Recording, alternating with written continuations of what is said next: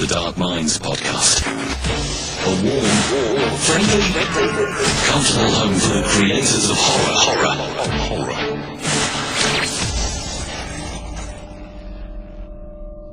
I'm Al Warren, Mr. Jennifer Ann Gordon. I wouldn't mind that. Well, Mr. Jennifer Ann Gordon is in the house helping me do the interview today. How you doing, sir?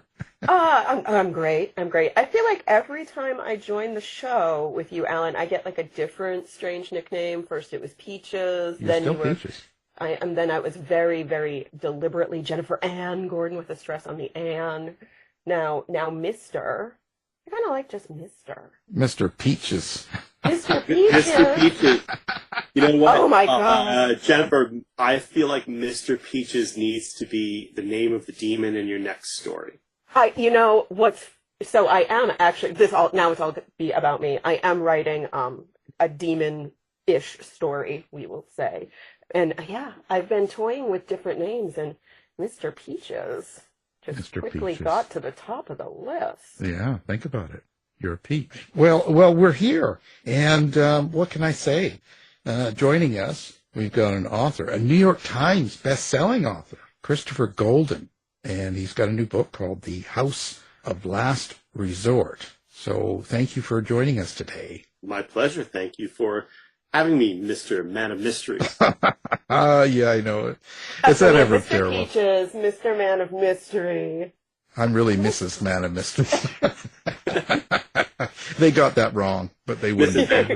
They didn't believe me when I said that. And they thought, no. And I said, yes, I am. I was fighting with the photographer. But anyway. So what's going on with you? Like, why are you a writer? Like, who hurt you when you were young? That's a long story. I think everybody has an answer to that story. But horror-wise, I don't know. I mean, when I was a kid, my mom used to say, why can't you write something good? And my mother still says that about my life. Yeah. Well, no, but by good, she meant, why couldn't I write something nice? And I said, I've written romantic stories and science fiction stories and Western stories, but somebody always dies, and it turns into a horror story. And, that was just the stuff I gravitated toward, whether it was on television or in the movies or in comic books. And then, of course, in books, if it had monsters in it, if it had terror in it, weirdness, mystery, I was too young to have seen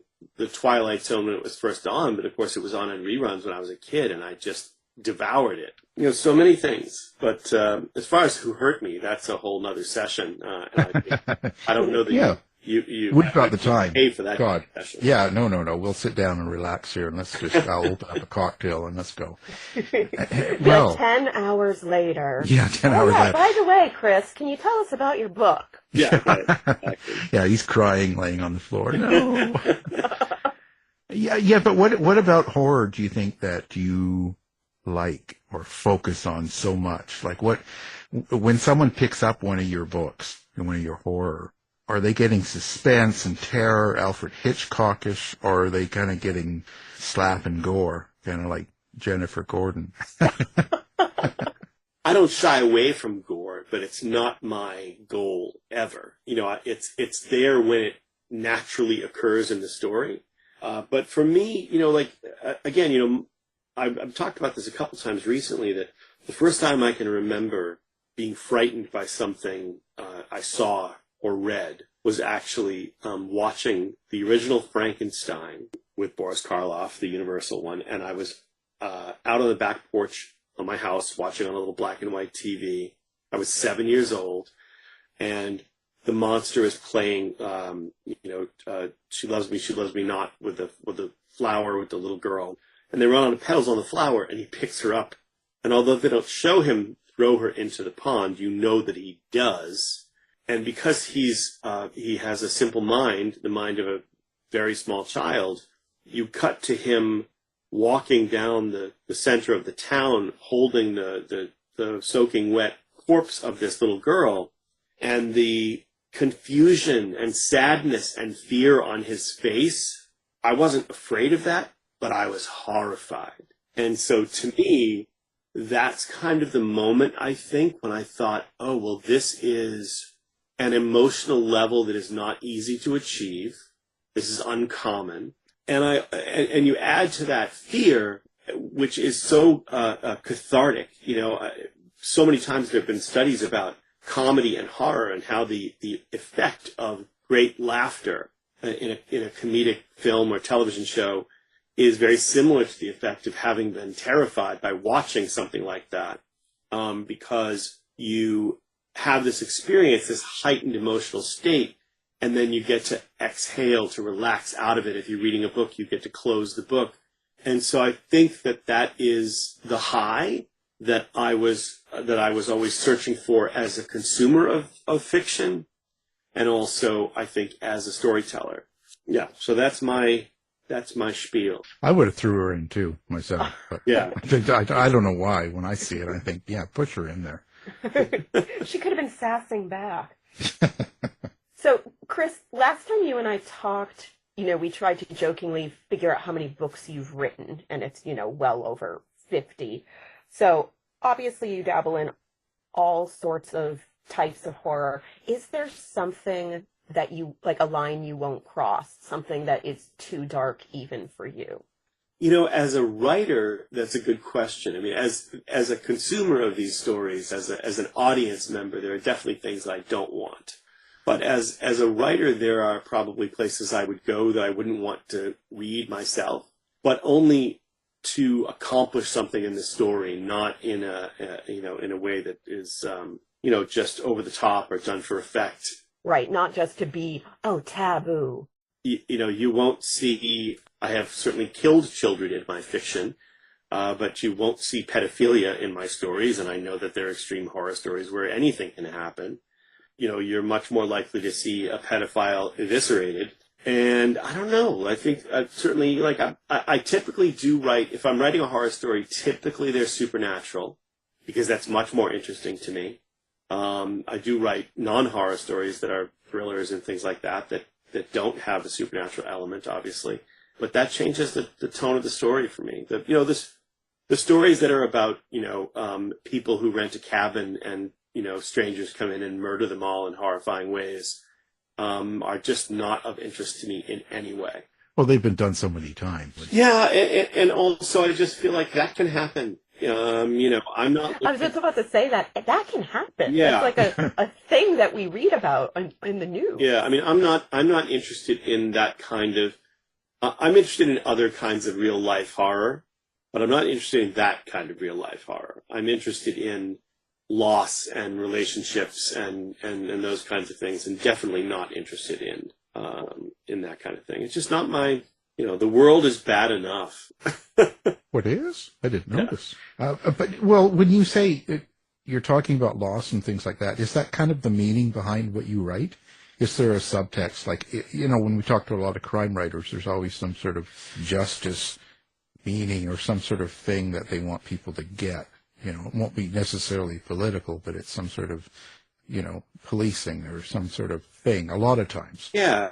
There isn't any one thing, I don't think, but I do find that I usually get about halfway or 2/3 of the way through a book before I realize what I'm actually writing about and what the theme has been all along. And then I go back to the beginning and I revise with that in mind, realizing, I'm actually writing about the loss of identity that comes from dementia or Alzheimer's disease, or I'm writing about, the loss of a child or anything like that, or how difficult it is to have relationships in the 21st century, whatever it might be, I haven't discovered it until I'm well into the book. The value of second chances, but I do always end up finding that I'm talking about something. And why supernatural? Like, are you one of those are you married to a ghost or something? I don't know. I mean, Jennifer, I don't know if you've met my wife, so I haven't. We'll have to, I was just like, we'll have to ask some of the people who think they've met her, and they can tell us whether she's actually... I'll just text Tony Tremblay right now and see. Yeah, say, does she actually exist? Yeah. No, for me, I refer to myself as a Christian atheist, which means that I was raised for 12 years. Well, I was raised in the Catholic Church. I went to Catholic school for 12 years. While I don't believe that there is a God, the kind of God that modern religion believes in, I do believe in the things that I was taught were part of Christian ethics, when not Christian ethics of the 21st century, which involve hating anybody who's different from you, but the Christian ethics of do unto others as you would have them do unto you, love your neighbor, all of those things.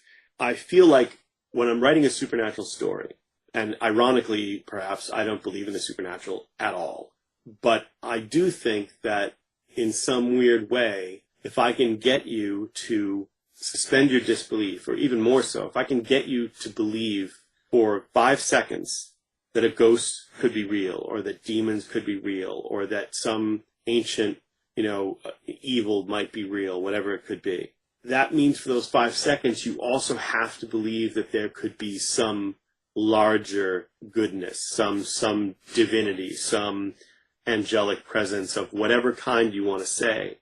And I think that the willingness to believe in better things is a gift. I don't know. There's a long way around to that way of thinking, but it really is part of what appeals to me about these kinds of stories. Plus, I just like to scare the crap out of people. Yeah, I mean, that's just an addictive thing to be able to do, I think, to people. It's just like, oh, it's really great to scare. But nothing's better. It's better than people saying they were scared from reading something that you wrote, is the few times that I've actually been told that what I wrote made people cry. There's no better compliment can be paid to a writer than that you were brought to a heightened enough emotional state that you cried. I know we haven't really talked too much about the House of Last Resort, so obviously I want you to talk about the House of Last Resort. Yeah. Tell us about it, and how that relates, because this is what made my brain kind of catch on fire for a second, about like your Catholic upbringing and how that influenced the House of Last Resort. So obviously, tell us about the House of Last Resort, and then... The House of Last Resort is the story of a young American couple who, like so many young American couples these days, are remote workers, so they have the ability to live any place they want, and they encounter a very real phenomenon, which is that all over Italy, and in this case it's Sicily, and in some other countries around the world, you could buy a vacant home for €1. So there are places in Italy where you can buy a home for €1 as long as you promise that you're not going to rent it out. You'll have to live there yourself for at least 5 years. And you'll have to spend at least, I think, €50,000 or something like that, depending on the circumstances, to renovate that place. And this is because there are lots of places that have been sort of abandoned by their population. Young people leave to go to cities. And so these old sort of hill towns and places like that are on their way to becoming ghost towns. And to sort of restore that town with some vibrancy, they invite people from all over the world to come and live there. And so this couple's like, well, hang on. Why wouldn't you do that? And this is what I think, too. I look at it, if we didn't have the roots that we have, I'd be like, why would we not go to Italy and buy a house for €1? Unfortunately for them, the house that they buy has a history that they're not aware of, that's connected to, well, we're going to talk about it, but I don't want to go too much into detail, that's connected to the Vatican, that has a history that involves exorcism. So we'll leave it at that. So as far as my Catholic upbringing is concerned, in a weird way, I used to say that 12 years of Catholic school mostly taught me how to get away with stuff. And I think that that's probably true in some ways about fiction that I've written that involves this sort of thing. It's, it taught me mythology of Catholicism. And I say that the same way I would say any other mythology. Who are the heroes, what are the stories, what are the legends, what are the monsters, right? And so it's a very fertile territory to play with. And in this case, I just like to take kind of tropes and twist them around and do them a little bit differently. Now, when you were a kid during your, 12 years of Catholic school, did you believe in the demons then? No. Because I'll say I'm also like a lapsed Catholic, a former Catholic, a Christian atheist, whatever you want to call it. But I think I was raised to be so scared of demons that even now, like writing a demon story, I'm just like, maybe I shouldn't do this, even though I don't believe in it now. That little kid part of me is still saying, but what if Sister Melinda was right? Yeah. You had a Sister Melinda? She was my first grade teacher. That seems like a strange name for a nun. Yeah, she was, she's everything you would expect a first grade teacher to be Yeah. when it was still okay to hit kids. Oh yeah, no, I had a lot of great nuns. Uh, Oh, that could. yeah, no, not in that. Chris. I'm gonna take that clip and just play it as an ad. Yeah, please I have do. a lot Yeah, of I was great gonna nuns. say that's the sound You know bite what? for today's Please show. start that rumor. Yeah. Did you know that about Chris Golden? Yeah, I mean, just It's his. immaculate with Sydney Sweeney. Well, I mean, that's a very specific kind of Yes, nun. horror movie nuns tend to be pretty hot. That's all. Oh, they're hot. I'm like, had Sister Melinda been like that, I would have been fine with her hitting me. She'd be taking her clothes off while you shoot them. Oh. So the interesting thing is, I never thought too much about God. I just sort of took it for granted, I think, when I was in school, but I don't think I ever believed in hell. And I don't think I ever necessarily believed in demons. I think the first time I saw The Exorcist, it did creep me out. But I think I also go by, I've referred to this so many times, so it made a massive impact on me. There was a terrible TV movie in, I assume, the late 70s, but I have to look it up, called something like Death Ship or something. I'd have to look it up. But it was a TV movie, and they find the sarcophagus of the Antichrist, if I'm remembering it correctly, at the bottom of the sea, and they hoist it out of the water. But there's a conversation between two characters in this absolutely awful TV movie where they're talking about whether they believe in God and whether they believe in the devil, and this one character says, there is a devil, of that there is no doubt, but is he trying to get in us or is he trying to get out? Which sort of, implies, well, we are the devil. We're the evil that's out there.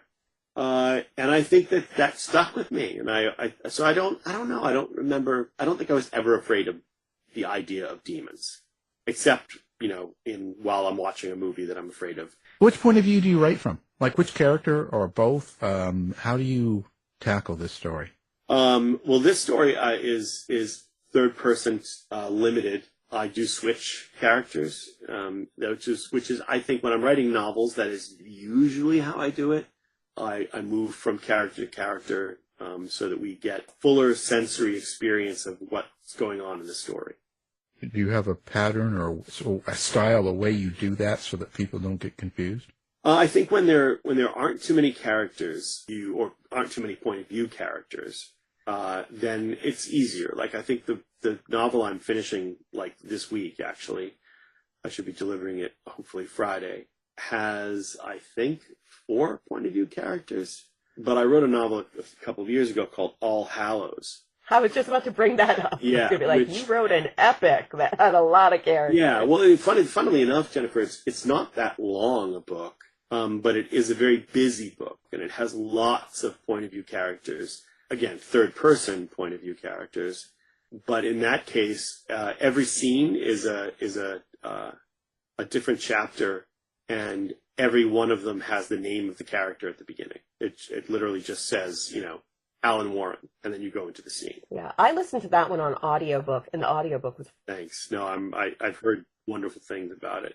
I really appreciate the fact that they do send, they'll send, 3 or 4 options for narrators now. Once upon a time, they just did whatever they wanted, so it's nice to get some choices. Are you able to listen to your audiobooks without, I know, I cannot listen to I can listen to part of my audiobooks, but then I'm just no, I get all weird and anxious. Are you able to get through one? I don't, I just feel like I know what's going to happen. So I feel like my patience would be, I'm not a patient person. My wife would be the first to tell you. Your ghost wife. Yes, my ghost wife would be the first to tell you. She makes fun of me all the time about my impatience. How do you get into the mindset of your characters when they're not like you? I mean, so you've got a female like Kate. What do you do to get into that? That's there are characters who are not like you, and then there are characters who are really not like you. Kate may be a young woman, but culturally she's not that different from me. I've written female characters and female points of view and perspectives my whole career. I've written over 100 books in 30 years. I've never flinched with that. And I think part of what helps me in that area is that, my parents were divorced when I was very young. My brother and I were raised by our mom, but also she worked 70 hours a week. So really it was our older sister and all her girlfriends were kind of, I've often, said I was raised by a passel of lesbians. And so I just feel like I also always liked girls, and when I got older, women so much better than I liked men. As humans, I don't just mean from an attraction standpoint. I just always found it much easier to get along with women. And as a result of that, I think I had a lot of intimate conversations with the girls I knew and the women that I knew as I got older that they didn't typically have with a lot of their male friends. So I'm not claiming to be the greatest writer of female characters around by any stretch, but I do think that I do it adequately. Let's say that. Are you sure you're not gay? I'm pretty sure. I liked the pause and then I'm pretty sure. Yeah. You have to double take. Well, it's just that for me, being gay and a lot of my friends, a lot of my friends in that we are very close to the girls. Like we all talk about things, and it's not a big deal, right? It's usually, the more masculine, straighter guys that don't have that kind of intimacy with a woman, that they're just friends. You know what I mean? Yeah, I think, it's funny because I put that in the same category for myself as my passions for reading, my passions for all the sort of geeky stuff, nerdy stuff when I was a kid, whatever it is that a lot of the guys would sort of not look down on me for, but sort of like look askance, like, that they didn't get me in that way. And it never really bothered me because I liked what I liked so much. And so I feel like in that same way, I was never troubled by the idea that, and that's probably why I ended up fooling around with the sisters of a couple of my friends, this is what happened. You broke bro code. No, you know what? I absolutely did, Jennifer. And if I would go back in time, I would do it again. You're like, look, we have to live through our mistakes, learn from them, become inspired by them. I would say, look, your sister has agency. She's making her own choices. Anyway, but no, I don't know, Alan. I'm not. I know what you're saying. It's really interesting. I think I was lucky enough too to have friends who were, particularly in college, I had friends who were from sort of all walks of life, who had different experiences, different lives. And I do think it made a huge difference that my sister, who is 8.5 years older than I am, is gay and had, tons of gay friends. I had other gay relatives besides my sister. I don't know. I just was always, I remember, my first novel, the main female character in my first novel is bisexual. Yay! Sorry. Yeah. And when I sent out the first big chunk of the book to a few writers to try to get blurbs from them. Actually, maybe it was the finished manuscript. I don't remember. But one of those writers was a horror writer named Ray Garton, who just passed away in the last couple of weeks. And Ray called me, actually, at the time. This was in 1993, and said, man, I could never have written this. I would never even have attempted this. And I was like, what are you talking about? And he said, this character, this woman that's bisexual, I would never even have tried to write that. I would never have been able to pull it off. It was just so strange to me. So sort of like it did not compute because that was just life, So again, I think there were a lot of advantages to to growing up the way that I did. Makes all the difference. It's not unusual to you. You just grew up with that. Right. It's just life. Thinking. So what happens to your characters after the book's done? Do they still exist? Yeah, if they survive. If you haven't killed them off. No, I just mean, what kind of relationship do you seem to have with your characters? Are you the type that sees them, hears them, feels them? Is it like watching a movie to you, or are they dictating to you? Do you call them brothers, sisters, or kids? What is your particular relationship? I guess, I would hesitate to call them my friends because some of them are awful. But if I had to define them, it would probably be more like that. I don't think of them as my children or anything like that. The way I look at it is that very often, if I'm not 100% sure how a scene is supposed to go or how it's going to go, I will close my eyes while sitting at my desk and sort of in my imagination insert myself into the scene as an observer, and just kind of like imagine how that scene is meant to unfold and kind of let it happen in a natural way. But occasionally there's a character that takes on a life of its own. I wrote a trilogy of novels that actually we just re-released called the Veil Trilogy. The first book is called The Myth Hunters. And there's a character who's in that whole series who was not in the outline at all. And while I was writing, the main character becomes aware of being followed. And when I wrote that the main character was being followed, I didn't know I was going to write that and didn't know who was following him. And when it came the moment for that follower to appear, this character basically created herself. All of a sudden, she became probably the third most important character in the whole trilogy. And that just happened. It just, writers talk about that kind of mystical stuff all the time. And it doesn't usually happen to me, but it did happen in that instance. As far as whether the character is alive, I mean, I would think that any character who's, first of all, I don't go back and read my books. When they're out, they're out, unless I need to revise them for a re-release or do something like that, or unless I'm writing a sequel or something else in that world. But I do feel like when I'm done, if the character survived the book, then the character's still there, and it's possible that I might someday dip back into that world or write a sequel or what have you. But writing a sequel is sort of like just returning. It's like you've been away from home for 20 years and you go back and everything has changed, but some things have stayed the same. So I just feel like they do carry on when you're not looking. And so what do you get out of each book when you complete a book? A check. Is that? Yeah, well, that could be it. Like some people will say that. Well, I work for money. No, I do work for money because I have to. I've been very fortunate in that I've been able to make a living at this. The reality for me about what I get out of the books is that it's the satisfaction of having written.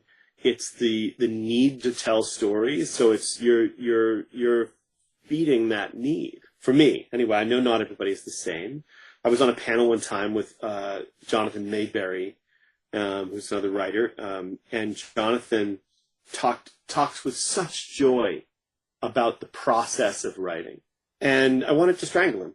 Yeah, I was going to say, do you want to slap him? I was going to say, oh my God, I hate that. Don't tell me how easy and amazing it is. It's very, very infrequent that I have a moment where I'm really enjoying the process of writing. And I feel, although I have to say, I enjoy writing in other mediums more than I do enjoy writing novels. The novels give me great satisfaction because it's a compulsion. I mean, this is the thing, right? At the end of the day, all I ever wanted to be was a storyteller. I wanted to entertain people. I wanted to get people to react viscerally to the story that I'm telling. And if I can make them happy and distract them from the world for a little while, the way other writers have done for me, then I'm happy. And I, need to make a living while doing it. When I was, even before I went to high school, but in high school I was thinking that I wanted to go to film school. But then I thought, all right, well, let me go get the best education I possibly can as an undergraduate, and then I'll go to film school as graduate school. Once I was in, I'd already started writing short stories in high school. And once I got to college and I started taking more creative writing classes and writing more and more, I realized that was really what I wanted to do because I wanted to control the process. I wanted to have sort of a direct conduit between me and the reader and just tell my stories. So that I think is the joy of it for me is getting to do that, getting to tell stories, getting to know that, that I made someone happy, that I made someone cry, that I made someone laugh, that I made tons of young people, young girls. When I was writing my Body of Evidence series years ago, it was a young adult thriller series about a college freshman who goes to work for the medical examiner, and it's sort of like Scully in college. And you wouldn't believe how many young girls I heard from who said they were going into the sciences because of me, or they wanted to do forensics because of reading these books. And I got an A because I started reading these books, or I'd never liked to read until I started reading these books. And those things are the absolutely most rewarding things about doing this.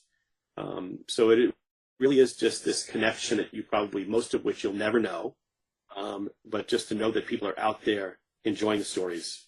What else could you ask for? So you mentioned that you get more joy out of writing in different mediums. Which one's your favorite? Boy, that's hard to say.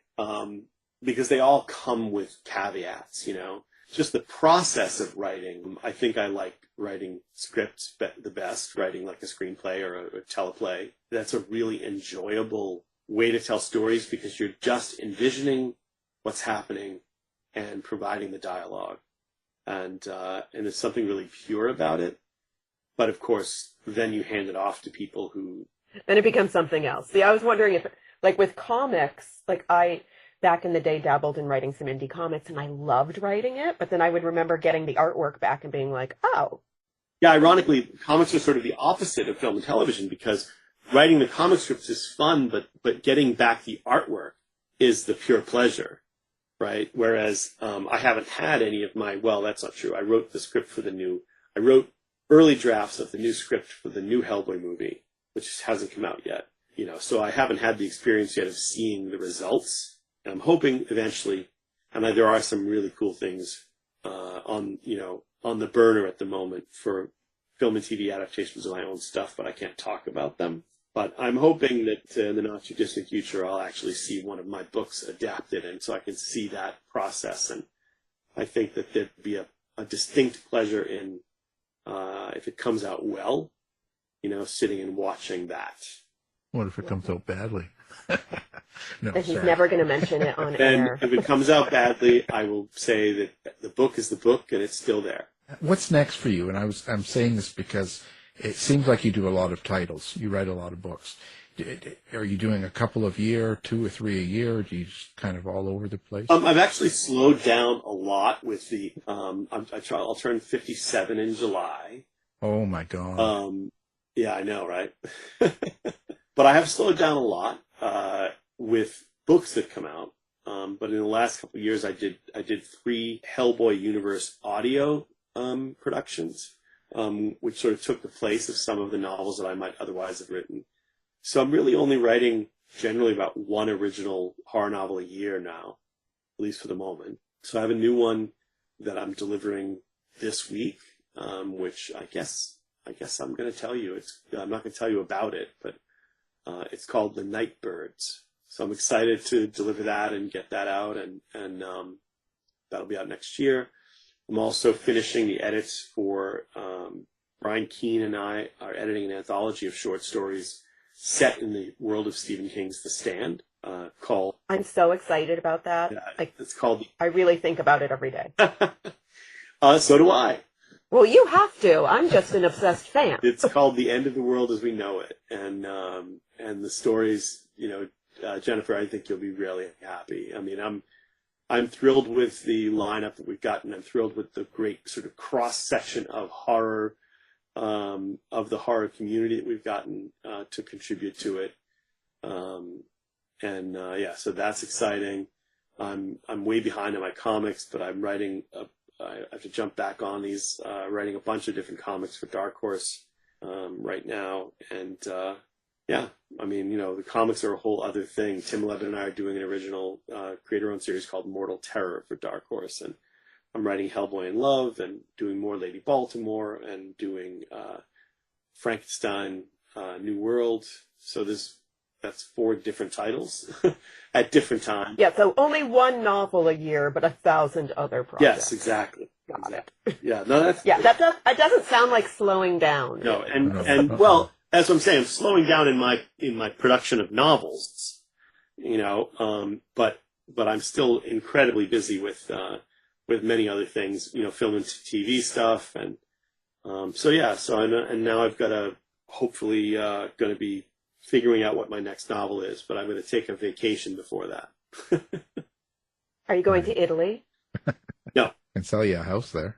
Yeah. Well, actually, my family, I can't go because I have to be elsewhere, but my family will be going to Italy, back to Sicily, because we've been there several times. My My wife's parents are Sicilian. They're both from Sicily. And the family still has a small home, an old port town in the south of Sicily. How do we know that's real? You don't? I mean, the wife may or may not be a ghost. Yeah, Exactly. it's The just house may or may not have ties to the Vatican. The town it's all a dream. may or may not be a ghost. You never know. Well, listen, how do you like to be contacted, or do you like with readers and fans and people like that? Do you doing social media? You're doing a website? I am one of the easiest people on earth to reach. My email is on my website, which is christophergolden.com. I'm on Twitter. I will never call it the other thing. I'm on Blue Sky. I'm on Facebook. I'm on Instagram. Well, we appreciate you being here. I appreciate you asking. Thank you so much. The book, The House of Last Resort. Christopher Golden, thank you. Thank you. This has been a production of the House of Mystery Radio Show. To find out more about our show, guests, or hosts, go to our website at houseofmysteryradio.com.